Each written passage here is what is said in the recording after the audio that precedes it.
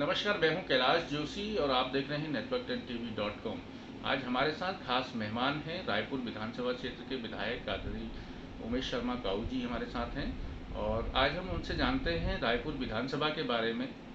आज तक क्या क्या विकास कार्य रायपुर में हो चुके हैं और किन किन विकासों की आज रायपुर को ज़रूरत है, उनसे जानने की कोशिश करते हैं ताकि रायपुर की जनता जो है देख सके कि रायपुर विधानसभा में अभी तक क्या क्या विकास कार्य हो चुके हैं और क्या क्या अभी होने बाकी हैं। इन क्योंकि 2022 में चुनाव आने हैं, तो अभी 2020 चल रहा है। आने वाले 2 साल के बाद यहाँ पर चुनाव हैं। 2021 में आचार संहिता लग जाएगी। तो जानते हैं कि रायपुर कॉन्स्टिट्यूंसी के अंदर अभी कौन कौन से ऐसे विकास कार्य बच गए हैं जो होने बाकी हैं। विधायक जी, स्वागत है हमारे चैनल में आपका। आपके चैनल के माध्यम से मैं सभी दर्शकों का आभार व्यक्त करता हूँ और शुभकामनाएं भी देता हूँ। और सबसे पहले ईश्वर से प्रार्थना करता हूँ कि सभी चैनल वाले भी, हम लोग भी और देखने वाले भी स्वस्थ रहें, मस्त रहें। रायपुर विधानसभा 2012 में मैं पहली बार जीता, तो सड़कों की स्थिति, पानी की सबसे खराब स्थिति थी और बिजली कई कमियाँ थी। तो सबसे पहले सड़कों का जाल हर क्षेत्र में, हर गली मोहल्ले में फैलाने का काम पिछले कार्यकाल में किया। पानी के 42 ट्यूबवेल लगवाए और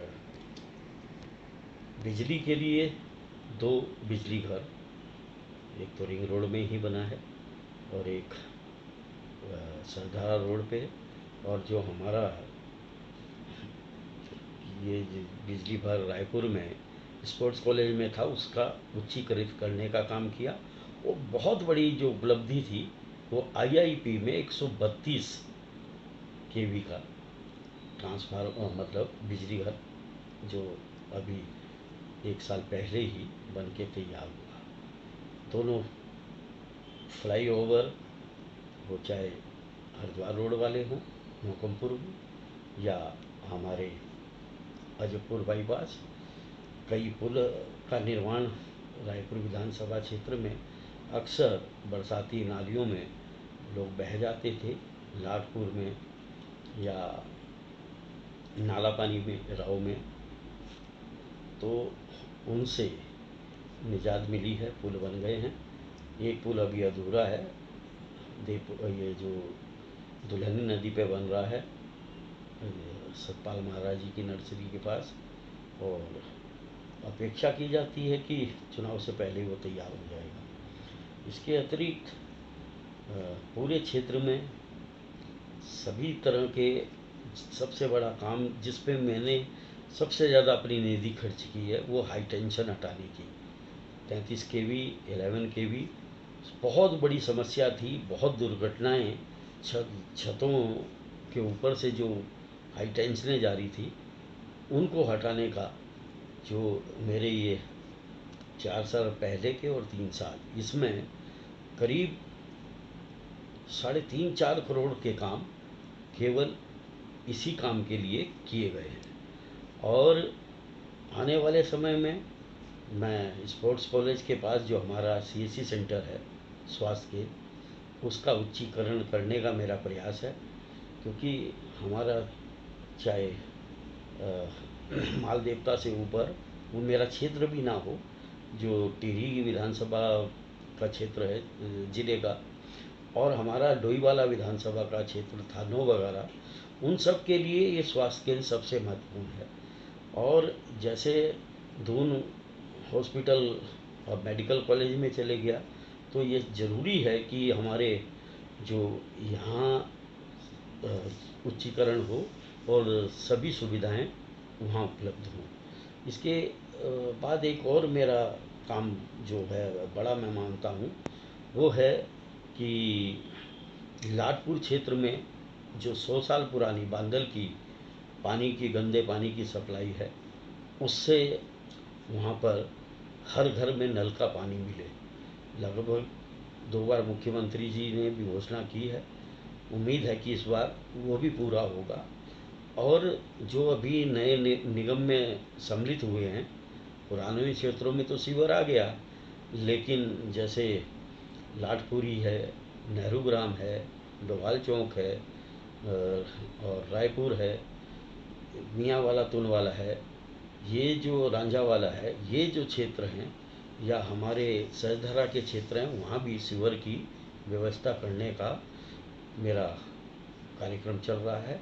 और बहुत जल्दी एडीपी से मुझे उम्मीद है कि ये प्रोजेक्ट हमारा लगभग पास हो जाएगा, तो आने वाले 5 साल में ये सभी क्षेत्रों को हम सीवर से भी जोड़ने का काम कर देंगे। इसके अतिरिक्त और भी नई योजनाएं, हमारी जो पुरानी सड़कें हैं, अब लगभग उनको 5 या 6 साल हो गए, तो उनमें कई जगह गड्ढे बढ़ गए हैं। एक दिक्कत हमें आई थी कि नगर निगम में जब 100 वार्ड हुए, तो शासन ने एक नियम पास कर दिया था, जीओ कर दिया था कि निगम क्षेत्र में जिन सड़कों का अधिकार नगर निगम का है, वहाँ पीडब्ल्यूडी काम नहीं करेगी। हमारा इस ओर भी प्रयास है कि किसी भी तरह से वो सड़कें या तो निगम की तरफ से बने, या उनको पीडब्ल्यूडी को हस्तांतरित कर कर उन सड़कों का पैच का काम या नवीनीकरण का काम करवा दिया जाए। और थोड़ा सा सहजधारा रोड की और ये आमवाला तल्ला, कृष्ण विहार, टीचर कॉलोनी, इनमें जैसे लाटपुर में तो गंदे पानी की समस्या है, सहजधारा रोड के आमवाला वगैरह क्षेत्रों में पानी ही उपलब्ध नहीं है, तो वहाँ भी ट्यूबवेल के लिए हम प्रयासरत हैं, क्योंकि 2 बार उसका शासन को गया, योजना बड़ी होने की वजह से उसको भी शासन से ये कहा गया कि एडीपी या किसी और प्रोजेक्ट से, तो हमने फिर उसको छोटा करके भेजा है। और आशा करता हूँ, अपेक्षा रखता हूँ सरकार से कि इस बार वो मंजूर होगा, तो वहाँ के लोगों को भी राहत होगी। विधायक जी, एक चीज़, एक समस्या हमको देखने को मिली है कई जगह, जो जैसे अब सैयद नाला है या कोई कुछ दूसरे नाले हैं, उनको लोगों का अतिक्रमण हो गया, उसकी वजह से जल भराव की काफ़ी समस्या आ रही है, उसके बारे में क्या? देखो, सैयद खाला का आपने नाम लिया। सैयद खाला पिछली बार जब नेहरू ग्रामीण क्षेत्र था, तो आधा हमने नाबार्ड से पक्का करा दिया। आधे का प्रोजेक्ट गया था, जो इस बार वापस हो गया, क्योंकि नगरीय क्षेत्र में नाबार्ड योजना मतलब स्वीकृत नहीं करता। तो ये सच है कि जितने नदी नाले हैं वो कब्जों में जा रहे हैं, और क्योंकि अब नगर निगम क्षेत्र है, तो निगम को उनकी देखभाल करनी चाहिए, और अवैध कब्जों से और ना बढ़ें, उसके लिए कोई ठोस नीति बनानी चाहिए। तो कुछ विद्यालय ऐसे हैं विधायक जी, कुछ विद्यालयों की ऐसी जर्जर स्थिति हो गई है, उन विद्यालयों के लिए क्या कुछ करने जाते हैं? वो कुछ विद्यालय को हमने खनन से एक मद होता है, उससे पिछली बार भी कुछ मदद की थी, कुछ आंगनवाड़ियों की भी कराई थी, और इस बार भी उनको भेज रहे हैं।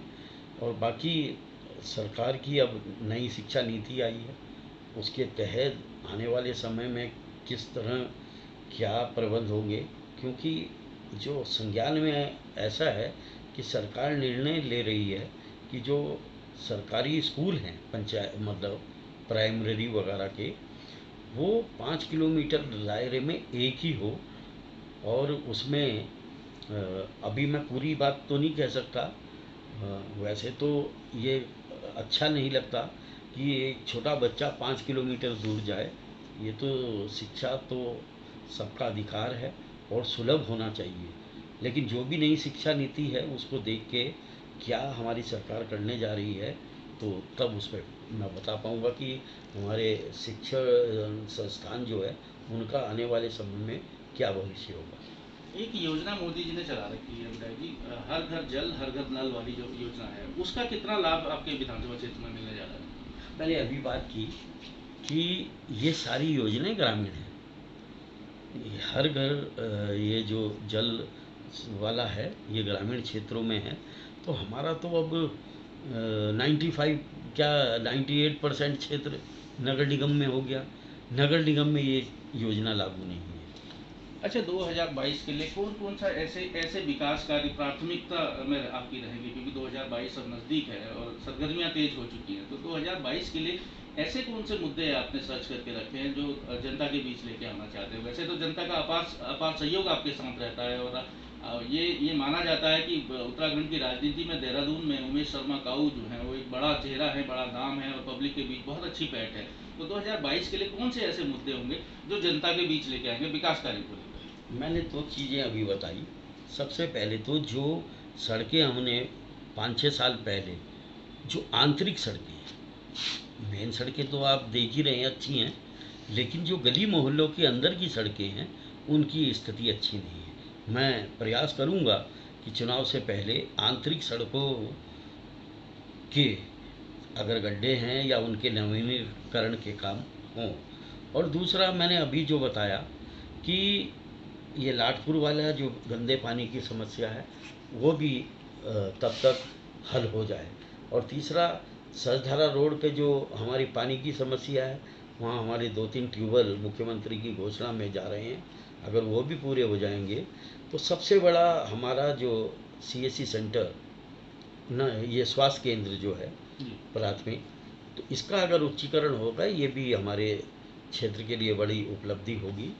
और बाकी जो हाई टेंशनों के काम अभी अधूरे हैं वो जिस दिन पूरे हो गए तो इससे बहुत बड़ी जनता को राहत होगी और बहुत बड़ा वो काम अपने आप में मेरे लिए उपलब्धि के रूप में होगा।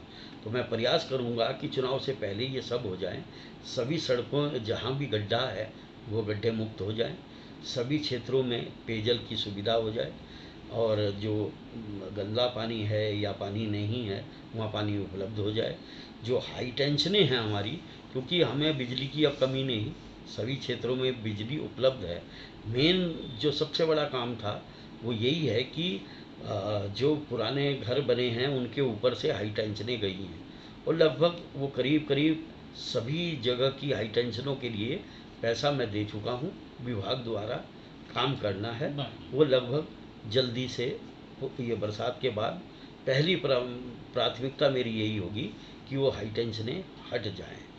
और जनता का प्यार हर क्षेत्र में मेरा मुझे मिलता है, मैं अपनी जनता का आभार भी व्यक्त करता हूँ। पिछली बार तो पूरे उत्तराखंड का इतिहास बना के मेरी जनता ने दिया, तो मुझे अपनी जनता पे विश्वास है और अपनी ओर से हर तरह की उनकी समस्याओं का समाधान का प्रयास करता हूँ और कोशिश करता हूँ कि कोरोना के बावजूद भी अपने क्षेत्र की जनता के बीच में रहकर उनकी समस्याओं और उनके स्वास्थ्य के बारे में उनसे मिलकर उनकी सेहत के बारे में और सभी तरह के संबंध बनाकर अपनी जनता के साथ, क्योंकि मैं मुखिया हूँ इस परिवार का और मुखिया के नाते मेरा फर्ज कर्तव्य है कि मैं अपने क्षेत्र की जनता की सुध लेता रहूं और उनकी स्वस्थ रहने की ईश्वर से कामना करता रहूं।